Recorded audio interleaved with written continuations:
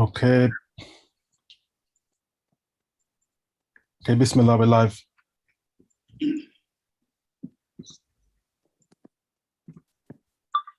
الحمد لله والصلاة والسلام الأتمان الأكملان على محمد رسول الله سيد الأولين والآخرين وإمام الأنبياء والمرسلين والشافع المشفع يوم الدين، وعلى آله الطيبين وأزواجه الطاهرات أمهات المؤمنين وصحابته الغر الميامين ومن استنى بسنته واهتدى بهديه إلى يوم الدين. أما بعد. نعم. All praises are due to Allah, and may the most complete and full salutation be showered upon Muhammad, the messenger of Allah, the leader of the first and the last, the Imam and leader of the prophets and messengers, the intercessor whose intercession will be accepted on the day of recompense, and may peace and salutations be showered upon his good family, his distinguished companions, and those who take his example as an example to be followed and seek his guidance as guidance to be followed until the day of recompense. To proceed. الإسلام كسائر الأديان السماوية تعتني بالإنسان من جميع الجوانب، من الجانب العقدي ومن الجانب الفقهي ومن الجانب الأخلاقي، ليرتقي الإنسان بنفسه فيكون كريما كما كرمه الله عز وجل.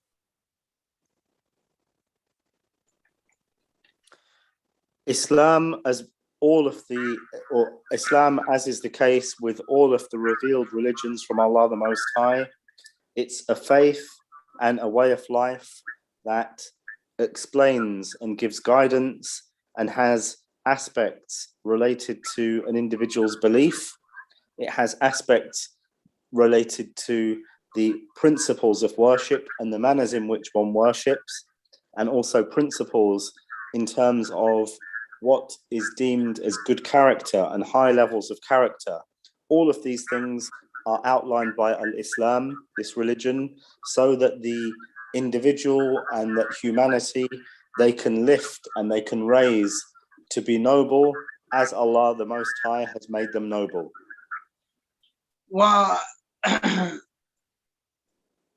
واحدة من أهم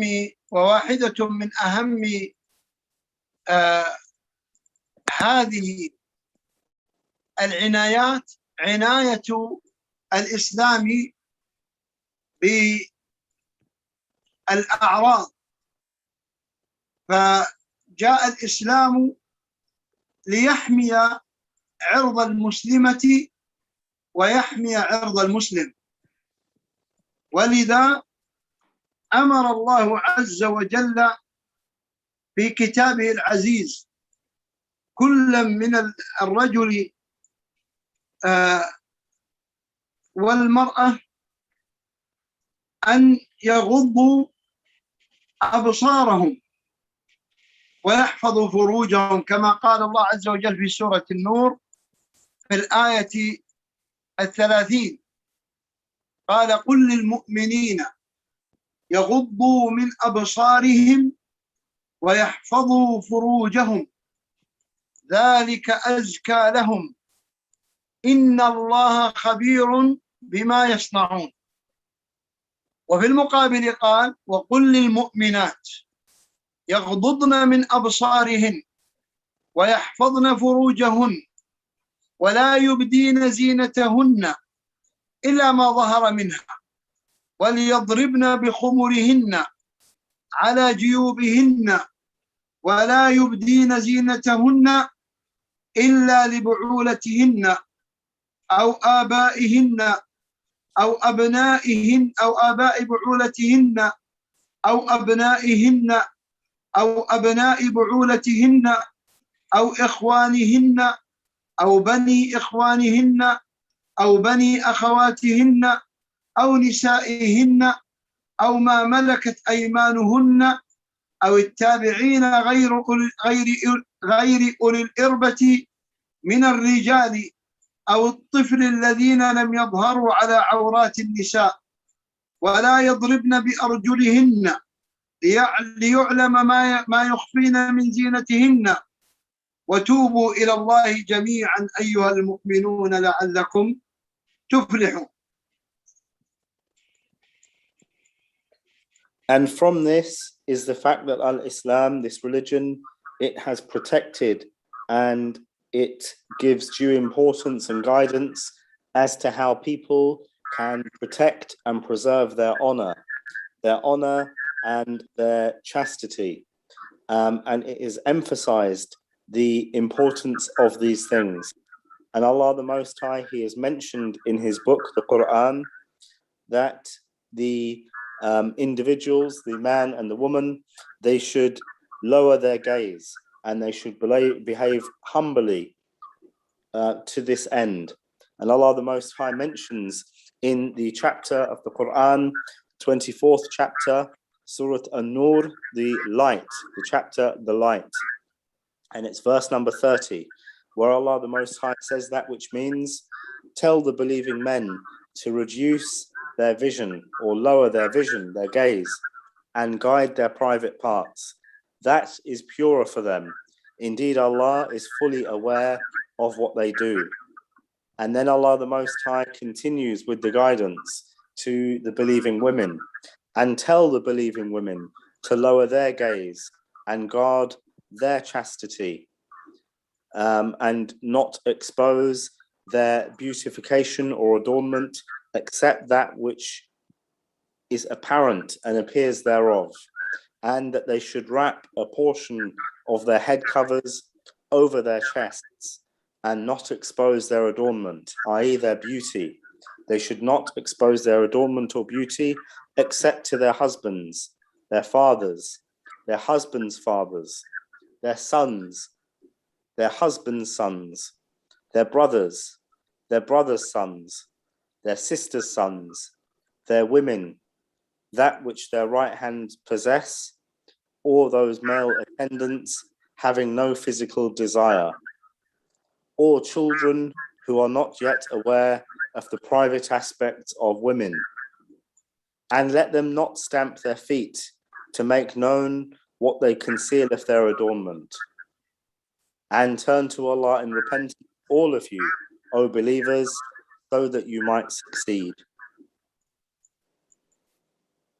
نعم. ونلاحظ أن الله عز وجل وجه الطرفين، الرجل والمرأة، وجه الاثنين إلى عدد من الأمور مشتركة بينهم، وقال للرجال قل للمؤمنين يغضوا من أبصارهم. هذا الغض من البصر الذي أمر به الرجل والذي أمرت به المرأة كلاهما مأمور أن يغض البصر، فلا يمعن الرجل بالنظر إلى غير زوجته، ولا تمعن المرأة بالنظر إلى غير زوجها. ولهذا أمر الجنسين أن يغضوا الأبصار عن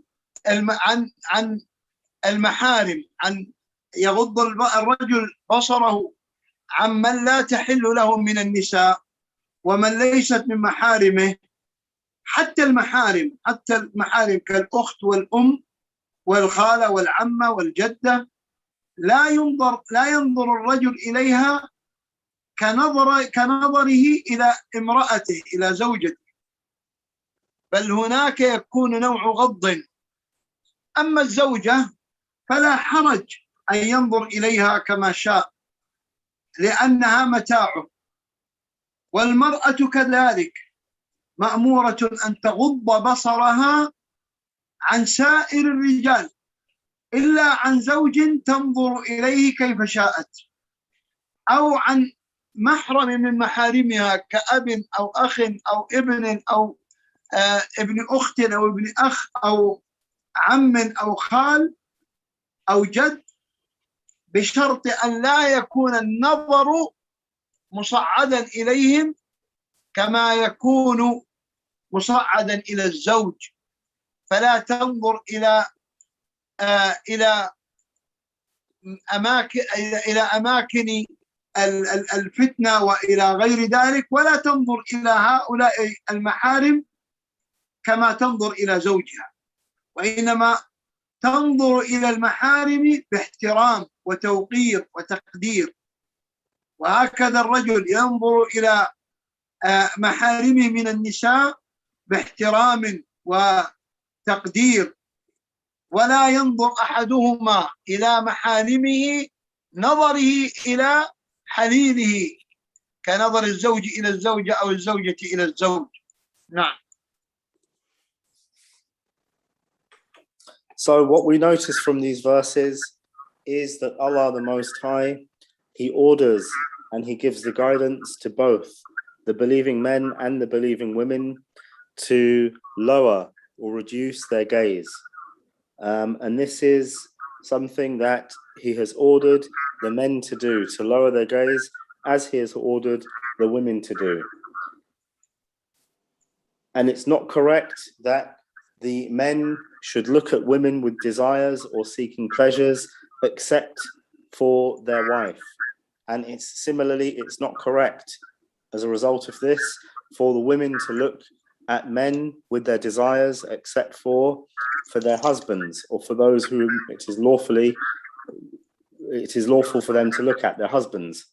So Allah the Most High has ordered all of this, even to order the Muslims to guard their look and guard their gaze, even when it comes to their relatives.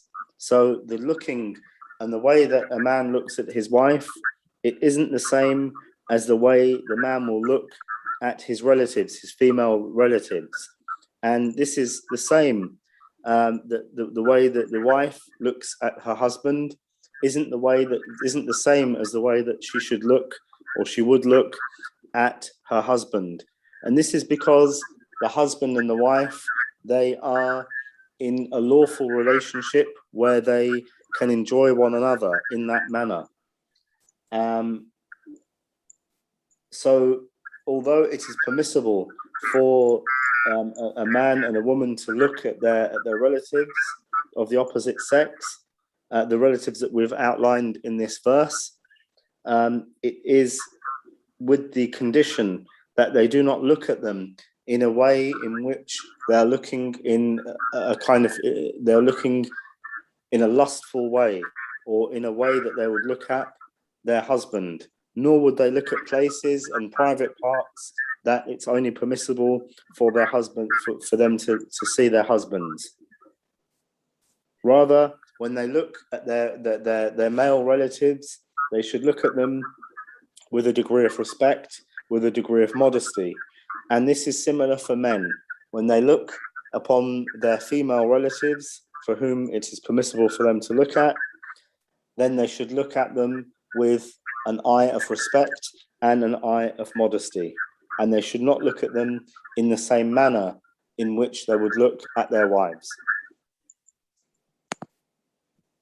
ونلاحظ أن الله عز وجل عقب بحفظ الفروج مباشرة بعد الأمر بغض البصر، فقال تعالى للرجال عن الرجال ويحفظوا فروجهم، وقال عن النساء ويحفظن فروجهن.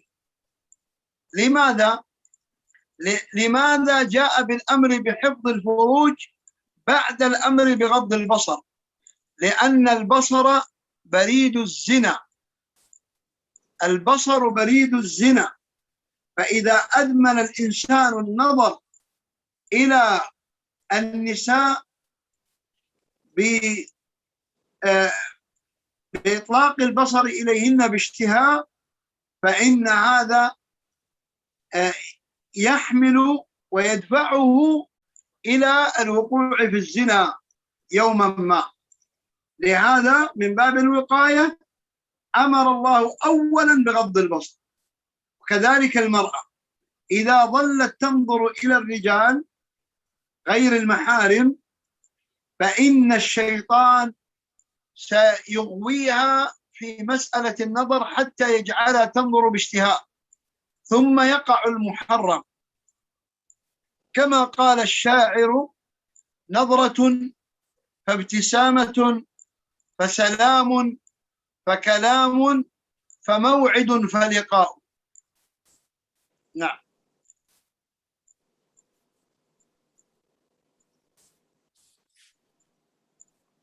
Yeah, so we find in these verses of the Quran that Allah the Most High, after instructing the believing men and the believing women respectively, after instructing them to lower their gazes, Allah the Most High, He advises them, or He orders them rather, to guide their private parts. Why is this the case? Why has Allah the Most High mentioned the guiding of, or the guarding of the eyes, and then the guarding of the private parts? The reason for this is because the eyes, they lead to the or inappropriate relations with the private parts. An individual, a man, will look at women in a lustful, desirous way, and then this will lead them to falling into illicit sexual relations. So from the aspect of guarding against this, Allah the Most High has ordered the creation, the believing men and the believing women, to lower their gaze. So He has ordered the believing men, and likewise He has ordered the believing women, because this is in each verse: O Prophet, tell the believing men to reduce their vision or lower their gaze and guide their private parts. And also where Allah the Most High says, and tell the believing women to lower their gaze and guard their chastity, and guide their private parts. So similar, the verse is similar, because the woman is exactly the same. There will be desire followed by the acts of disobedience. And this is, as the poet said, شيخنا الشعر شهوة ثم نعم. بصرة. يقول الشاعر: نظرة فابتسامة فسلام فكلام فموعد فلقاء. Barakallahu fikum. So it's been mentioned by the poet where the poet has said, guiding people against all of these things that lead to illicit relations, where he mentions first it starts with a glance or a look, and then a smile, and then giving of salam, or giving of greeting, and then it starts with talk, and then it starts with an appointment, and then it ends with the meeting, i.e. the illicit meeting. وإذا نظرنا في الآيتين نجد أن الآية المتعلقة بالرجال هي سطرين، وأما الآية المتعلقة بالنساء فهي نصف صفحة. لماذا؟ لأن المرأة كما قال النبي صلى الله عليه وسلم عورة، إذا خرجت استشرفها الشيطان فيغوي بها الرجال، ولهذا منعت من لبس الحذاء الذي يصدر الصوت. ولهذا قال الله عز وجل: ولا يضربن بأرجلهن ليعلم ما يخفين من زينتهن. ولهذا أيضا منعت من التطيب عند خروجها، لئلا يجد الرجال ريحها فيفتتنوا به. ولهذا أمرت أيضا بأن تضرب بخمارها على جيبها، أي على صدرها، أي تغطي جسدها كله، كما سنبين في الكلام على الحجاب. لأن المرأة إذا حجبت حالت بين الشيطان وبين فتنة الرجال، وإذا برزت عمل الشيطان في إغواء الرجال تجاه النساء، فحصل ما لا تحمد عقباه من الزنا أو الاغتصاب أو ربما القتل عياذا بالله. نعم.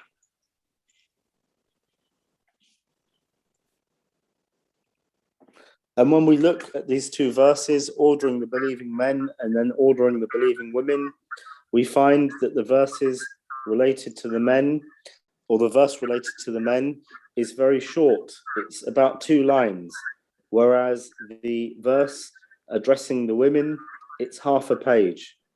And it's appropriate for us to ask why this is the case.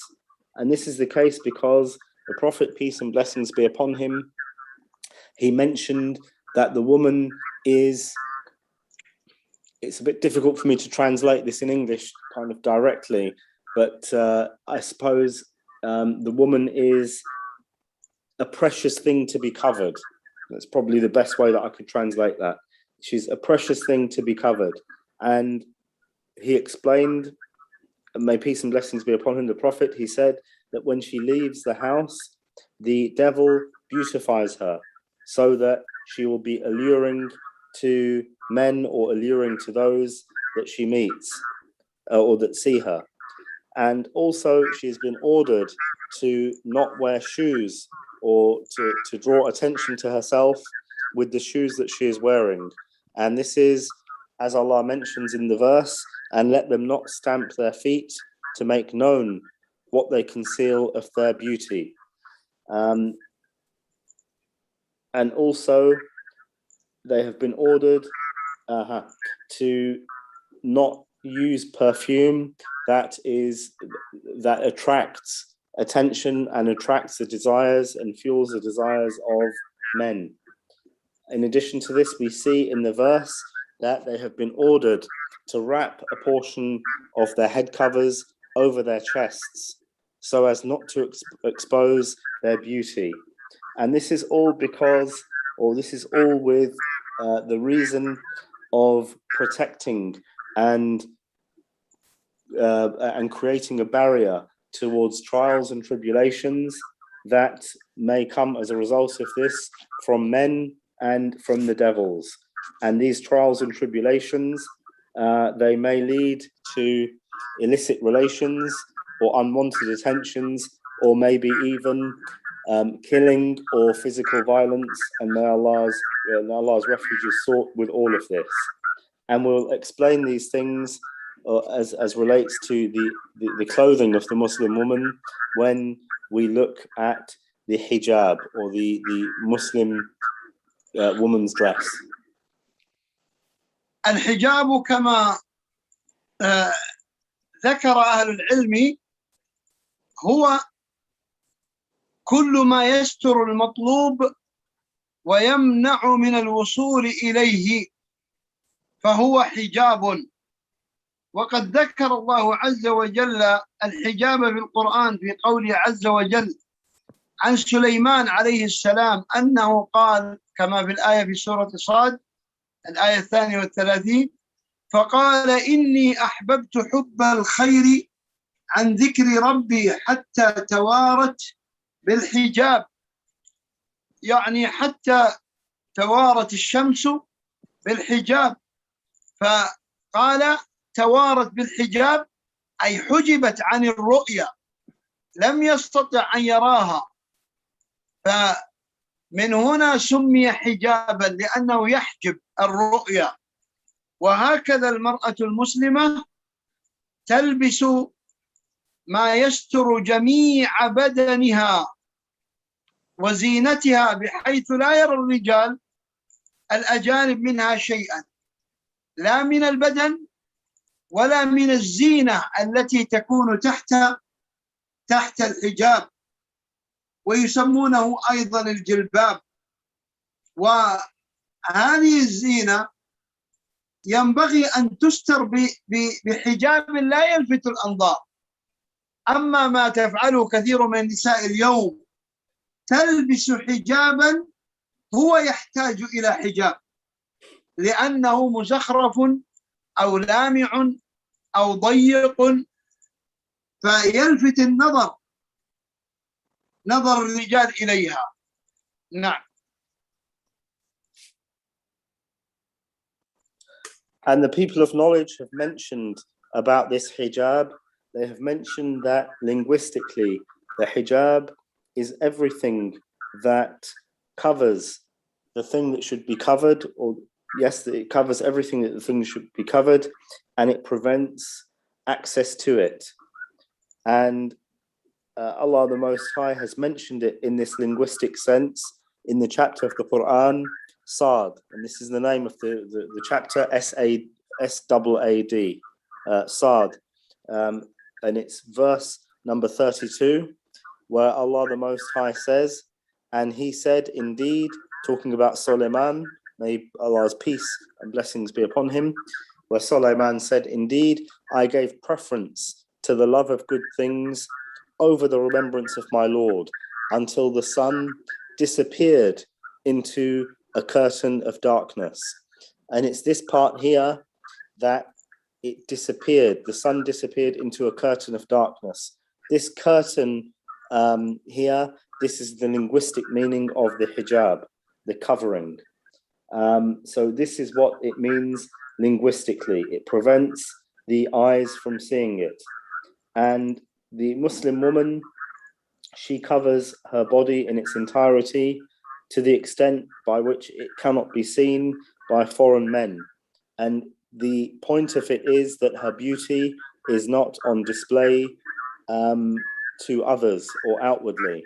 And this type of dress, it's also known as the jilbab, J-I-L-B-A-A-B, J-I-L-B-A-A-B, the jilbab. This is another name for this type of dress. However, it's important to note that with these coverings and with the hijab and the jilbab, it's necessary and it's only fitting that such dress that is worn is in keeping with the intent behind wearing it, meaning that it shouldn't be something that in and of itself, it causes others to look at it or it draws attention to it, because these types of hijab are actually in need of another layer of hijab. And this may be because they are intricately or extravagantly adorned, or due to the fact that they are overtly attention-seeking, or they're very tight and they draw attention to the woman in these ways. So it's not befitting for the dress to take these forms. وفي الحديث عن عائشة رضي الله عنها، والحديث مخرج عند أبي داود والترمذي وابن ماجه وأحمد، واللفظ لأحمد وصححه الإمام الألباني والإمام شعيب الأرناؤوط. قال صلى الله عليه وسلم: لا تقبل صلاة حائض إلا بخمار.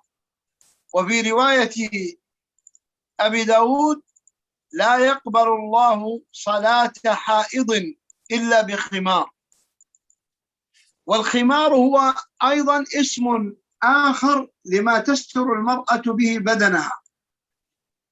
فإذا صلت المرأة بغير ما يستر البدن من الرأس إلى الأقدام، يغطي حتى الأقدام، قال العلماء إلا الوجه والكفين في الصلاة. أما خارج الصلاة فإنه لا بد من تغطية الوجه والكفين أيضا، كما قال الإمام الحافظ ابن حجر العسقلاني رحمه الله تعالى في حديث عائشة رضي الله عنها المخرج عند البخاري، قالت: يرحم الله نساء الأنصار، يرحم الله نساء المهاجرات الأول، يرحم الله نساء المهاجرات الأول، لما أنزل الله: وليضربن بخمرهن على جيوبهن، شققن مروطهن فاختمرن بها. يعني شققناها نصفين فجعلنا نصفا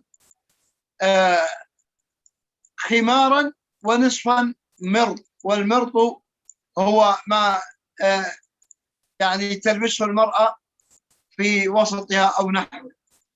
قال الإمام ابن حجر في فتح الباري، قال في بيان معنى قولها فاختمرن أي غطينا وجوههن، هذا كلام الحافظ ابن حجر، أي غطينا وجوههن. هكذا يكون الحجاب الشرعي الصحيح، أن تغطي المرأة كل مواضع الفتنة، فلا يصح من عاقلة أن تغطي شعرها وتبدي وجهها، فإن الشعر ليس بأكثر جاذبية للرجال الأجانب من الوجه. ولهذا جاء في الحديث أن النبي صلى الله عليه وسلم أمر الذي خطب امرأة من الأنصار أن يرجع وينظر إليها، يرجع وينظر إليها، كما في الحديث، حديث أبي هريرة عند مسلم، قال كنت عند النبي صلى الله عليه وسلم فأتاه رجل فأخبره أنه تزوج امرأة من الأنصار، فقال له رسول الله صلى الله عليه وسلم أنظرت إليها؟ قال لا. قال فاذهب فانظر إليها فإن في أعين الأنصار شيئا، يعني شيئا من الجمال والجاذبية. فلو كان وجه المرأة لا يغطى لما ذكر ذلك النبي صلى الله عليه وسلم، لأن الرجل لا بد أن يكون قد رآها. لذلك الحجاب الشرعي للمرأة المسلمة هو ما يحجب جميع مفاتنها عن أعين الرجال الأجانب، ويجب أن يكون واسعا فضفاضا غير ضيق يحجم ولا صفيق يشف ويخبر بما وراءه، ولا يكون من الأقمشة اللامعة التي تجذب الأنظار، ولا مزخرفة، لأنه حجاب. فهذه الزينة ليست للحجاب، وإنما لما تحت الحجاب من الثياب. نعم.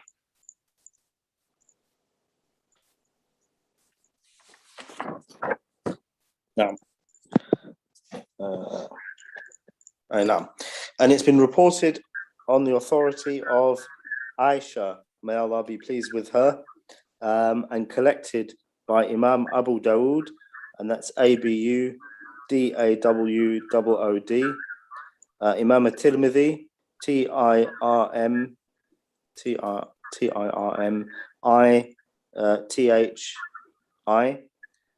Ibn Majah IBN MAJAH, and Imam Ahmad AHMAD, and the wording is that of Ahmad, and it's been declared as authentic by Sheikh Al-Albani ALBANI, and Sheikh Shu'aib SHAIB Al-Arnaut ALARNOOT.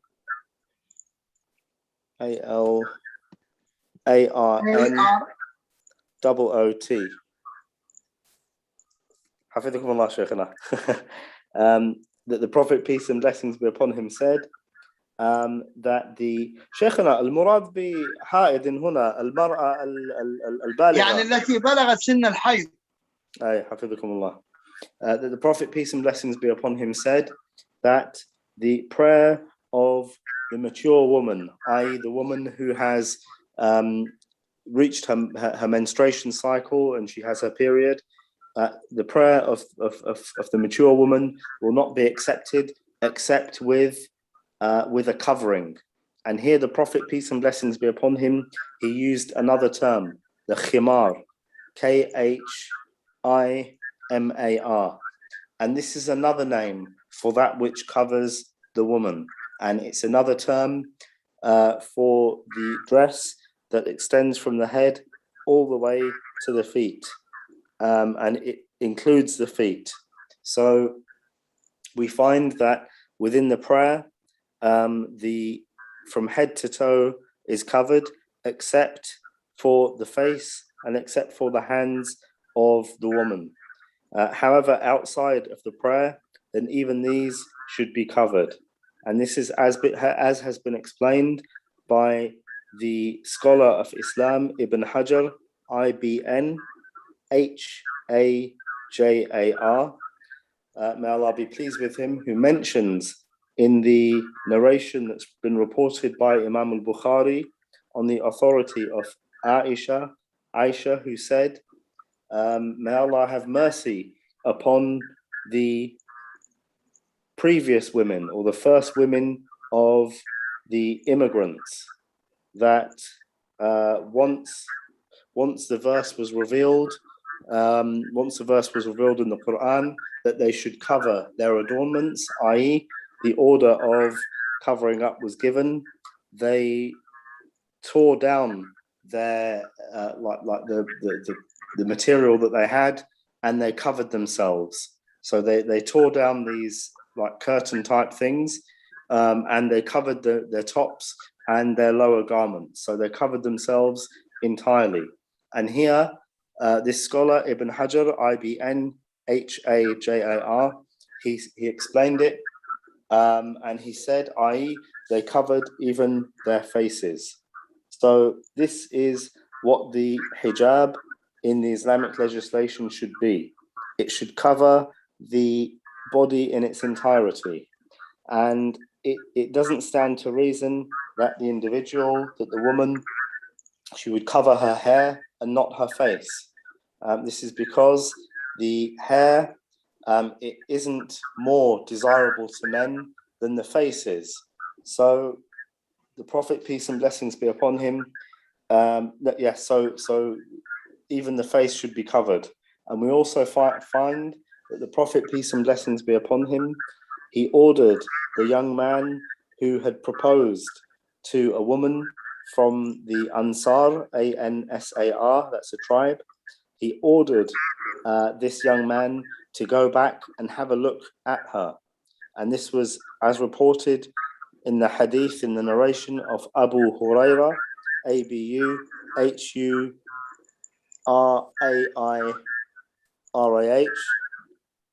report collected by Imam Muslim, where he said, indeed, he went to the Prophet, peace and blessings be upon him, and said, indeed, I married a woman from the Ansar, ANSAR, this tribe. And the Prophet, peace and blessings be upon him, then asked, did you go and have a look at her, and have you seen her? To which he responded and said, no, he didn't.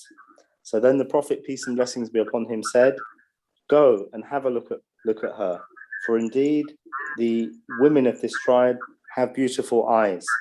So we see from this that it was a practice of that time that the hijab that the Muslim women would wear was one that covered them entirely, including their face, from the gaze and the eyes of foreign men.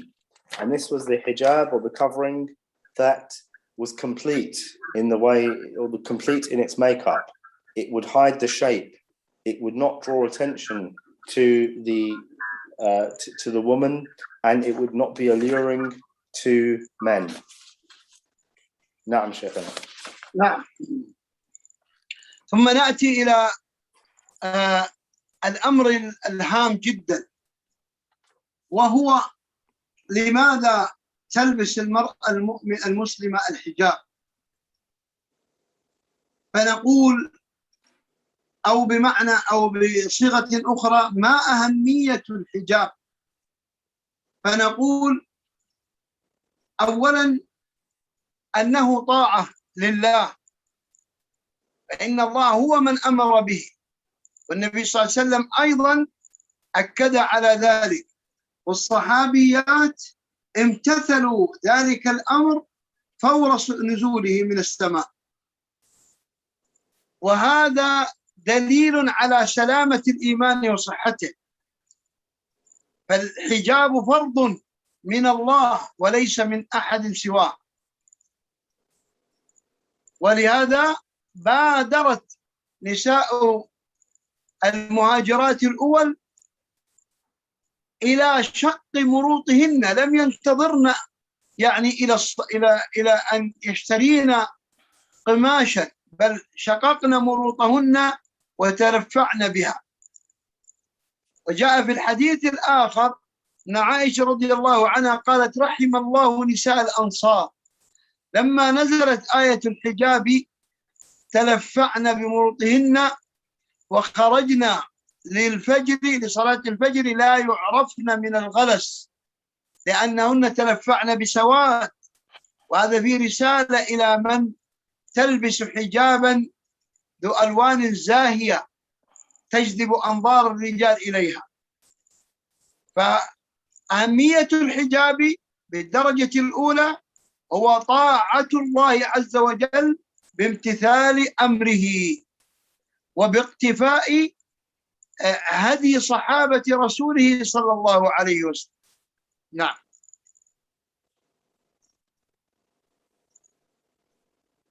So then it should be asked, why should the Muslim woman wear the hijab? Or in another sense or another angle, we can look at it, the importance of wearing the hijab.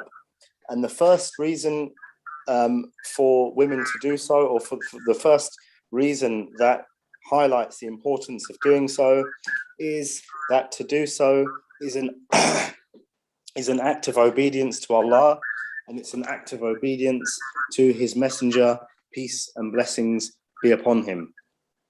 And this is because Allah has ordered with the hijab, and also His Messenger, peace and blessings be upon him, has ordered with it. And the companion women who were at the time, they obeyed this order, and this all shows the importance of it and the obligation of doing so.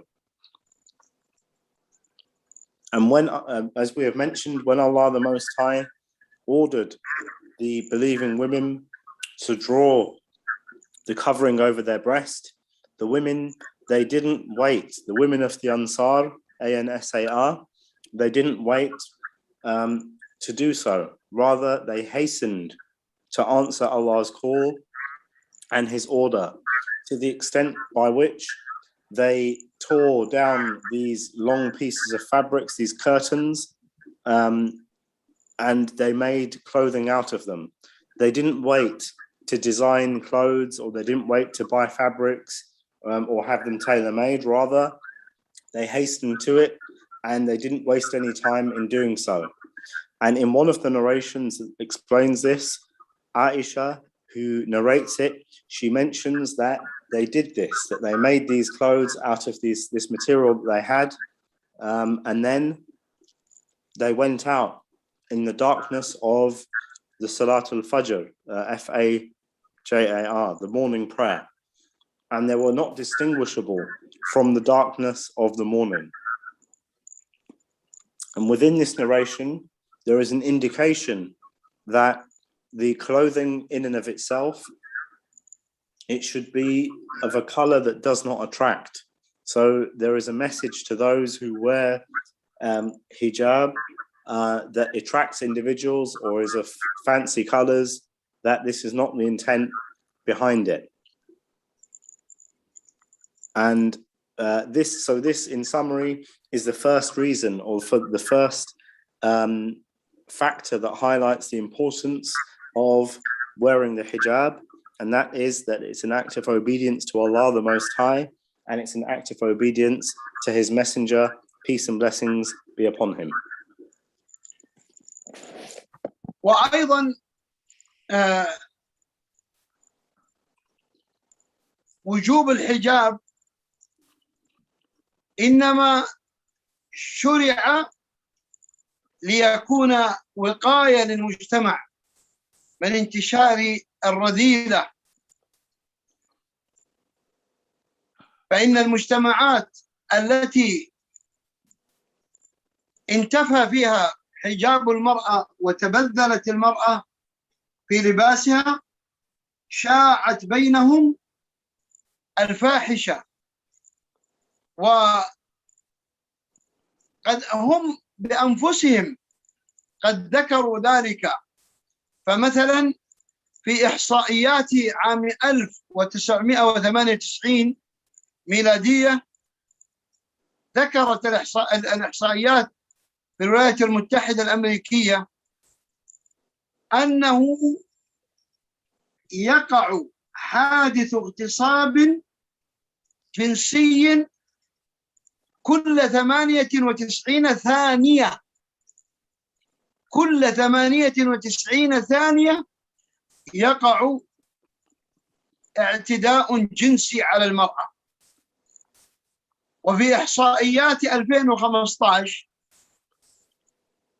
كان هناك 20% من النساء تعرضن للاغتصاب، و88% من النساء تعرضن للتحرش الجنسي. ولذلك يأتي هذا الحجاب ليكون تكريما للمرأة، كما قال الله عز وجل: ولقد كرمنا بني آدم. فهذا الحجاب ليس تكبيلا وتقييدا للمرأة، بل هو تكريم للمرأة، ويحفظها من اعتداء ذئاب البشر عليها ونهش لحمها وعرضها بأنظارهم المسمومة عند خروجها متبذلة غير محتجبة.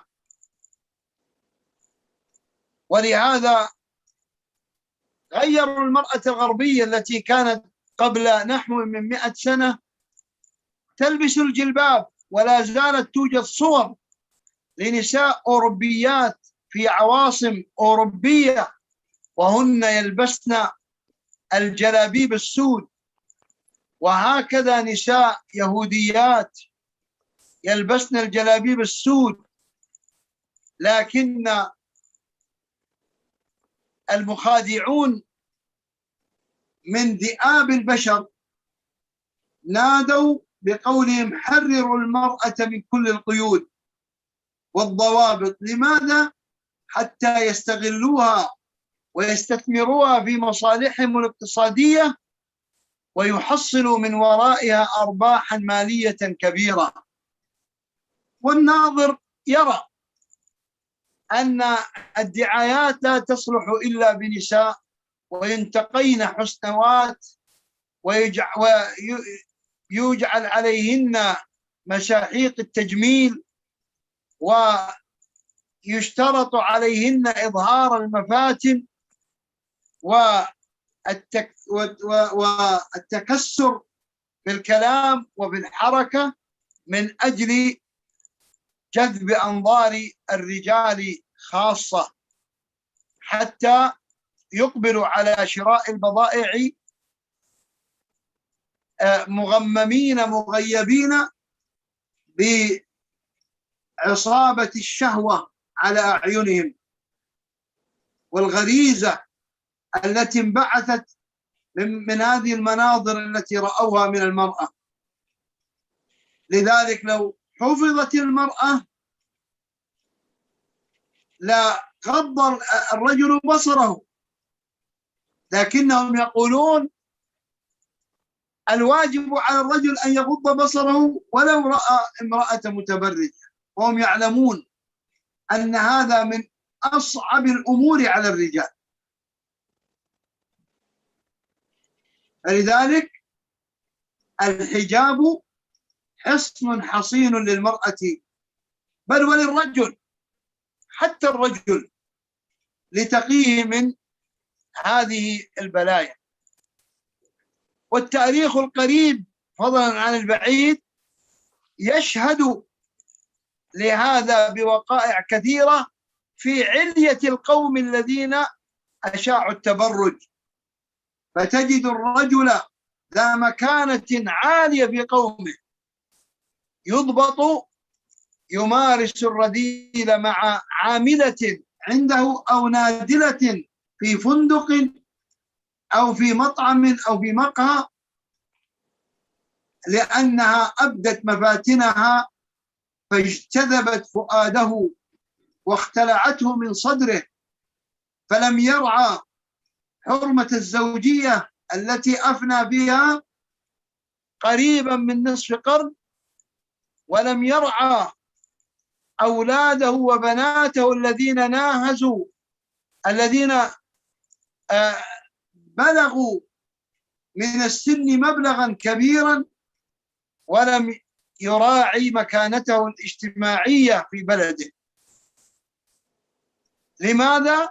لأن الإنسان الرجل بطبعه ضعيف أمام غريزة الشهوة تجاه المرأة، فلذلك جاء الإسلام. وقبل الإسلام الدين الذي جاء به عيسى، والدين الذي جاء به موسى، والدين الذي جاء به يوسف، والدين الذي جاء به يعقوب، والدين الذي جاء به إسحاق، والدين الذي جاء به إسماعيل، ومن قبلهم جميعا الدين الذي جاء به أبيهم إبراهيم، وكل الأنبياء قبلهم، كل هذه الأديان كانت توجب على المرأة الحجاب. فنسأل الله الهداية لنسائنا وشبابنا ولنا جميعا، ونسأل الله عز وجل أن يحبب الحجاب إلى الفتيات، وأن يعين الشباب على غض البصر، ونسأله عز وجل أن يجعل ما قلنا محل قبول عند السامعين. وهنا نختم، والله تعالى أعلم، وصلى الله وسلم على نبينا محمد وعلى آله وصحبه. أثابكم الله شيخنا. شيخنا حفظكم الله، العام في الإحصائيات الأولى كانت متى؟ الأولى كانت عام 1988. 1988. حفظكم الله. الله يبارك فيكم شيخنا. Yes, and the second reason, or the second thing that draws the importance to the reason of, or draws importance to wearing of the hijab, is that when the hijab, or the hijab in and of itself, it protects society. And this is, as we have seen, when the hijab and this modest type of dress is not looked at and it's not given importance, then obscenities will prevail. And it was mentioned in it's a type of census or some sort of statistical gathering in 1988. وشيخنا الإحصائيات كانت في أمريكا. أي نعم، في أمريكا. أي حفظكم الله. And this was in America, that every 19 seconds, and this was the census in 1988, that every 98 seconds a rape was taking place. A woman was being raped. And we see that in the census of 2015 that 20% of women had had attempts of coercion, of sexual coercion, and 88% of them had had unwarranted sexual behaviors or advancements towards them. And it's really important to note that the hijab is a means of nobility. And Allah the Most High has mentioned, indeed, we have given you nobility. It's not a means of enslaving, rather it's a means of this nobility and giving the woman honor. And if we look at this, history shows us that 100 years ago, as little as 100 years ago, even other cultures, other European cultures, you can see in photos and this is documented, the women would wear long dresses and they would wear long black coats, like very similar to jilbabs, Jilbaabs, the black wear of the women. And also, this wasn't just in Europe, but also the Jewish women would also wear similar modest dress. However, there were calls to so-called liberate women and to free them of these shackles. And these, in reality, were treacherous calls. And they have led to women being encouraged and shown that their freedom is in putting makeup on. Their freedom is in walking in a dainty manner, in dressing in an alluring matter, and that their worth is being placed on attracting and enticing men. And this is something that is coordinated. It's a coordinated effort because the people behind this call, they are aware that men are weak by their nature. And yes, so they are aware that men are weak by their nature, and the hijab is a means of protection for the women, but also it's a means of protection for men as well, so that men will not be distracted and they will not look. And history shows that this is the case, that you have men in noble positions who get affected by the beautification of women, and they perform illicit relations with them. And these are men who have responsibility within society, and so many times these relationships lead to their downfall, or they lead to ruin within society. And we see that this is the way that Islam promotes the woman to dress. However, it's not just Islam. This was the legislation before the religion of Al-Islam, because when you look at it and you consider, you will find that the religion of Jesus, the religion of Moses, the religion of Jacob, the religion of Joseph, the religion of Abraham, and all of the prophetic or Abrahamic faiths, they all made this covering, this hijab, obligatory upon women. So we ask Allah the Most High for guidance for us and for our children. And we ask him that he makes the hijab and the covering something as a practice that is beloved to our women and to our young women. And we ask him to give our young men the success that they can lower their gaze and behave modestly. And we ask him to give guidance for us all and to help us. And may peace, blessings and salutations be showered upon our Prophet Muhammad and upon his family and companions to the day of resurrection. Athabakum Allah, may Allah Azza wa Jal, may Allah reward our Sheikh and may he increase him. Ameen, Ameen. Jazakallah, Sheikh. Jazakallah for a very needed talk. It's good to have these reminders every now and again to remind us the importance of wearing hijab, especially in the times that we're living in. So, Jazakallah, Sheikh. There's been a few questions, for the most part, they're related to marriage in Islam in regards to polygamy as well in Islam, inshallah. So, inshallah, we can see if we can do a lecture about that next week, Sunday, inshallah. Because that in itself needs a lot of explanation and understanding, inshallah. So we'll see if we can touch on that topic next week, Sunday, marriage and polygamy in marriage, inshallah. Jazakallah, Sheikh. Thank you. Justin Akil, thank you very much.